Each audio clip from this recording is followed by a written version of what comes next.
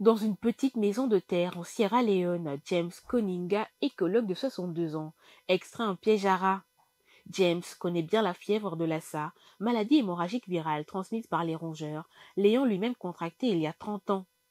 Il fait partie des chercheurs qui utilisent les leçons tirées de l'épidémie d'Ebola pour combattre cette maladie, particulièrement dans la région de Kenema, où Ebola a sévi il y a 10 ans.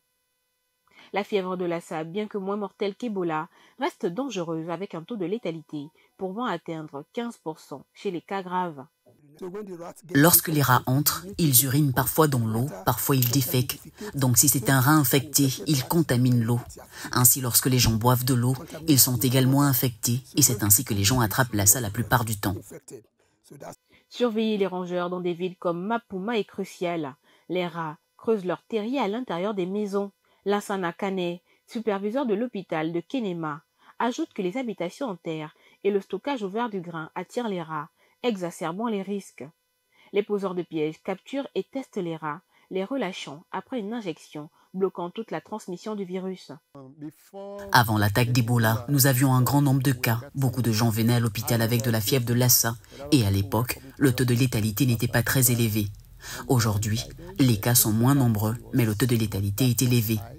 La raison est en partie que nous avons vu un grand nombre de ces cas arriver à un stade avancé, au stade le plus avancé. Ainsi, lorsqu'ils arrivent, ils ne passent parfois que 24 à 48 heures à l'hôpital et meurent. J'ai perdu 7 membres de ma famille, mon père, ma mère, mon neveu, 2 de mes neveux, 3 de mes sœurs. Mais la fièvre de Lassa commence par de la fièvre, des maux de tête, un rhume et des vomissements. Malgré une baisse des admissions à l'hôpital, la fièvre de Lassa se propage toute l'année avec une mortalité chez les hospitalisés dépassant parfois les 50%. Les médecins-chercheurs espèrent avoir un vaccin bientôt, mais insistent sur l'urgence d'agir maintenant. Marquée par le souvenir d'Ebola, la Sierra Leone ne peut sous-estimer la menace de la fièvre de Lassa. James Koninga et Lansana Kane rappellent que la vigilance et l'action immédiate sont essentielles pour éviter une nouvelle catastrophe sanitaire.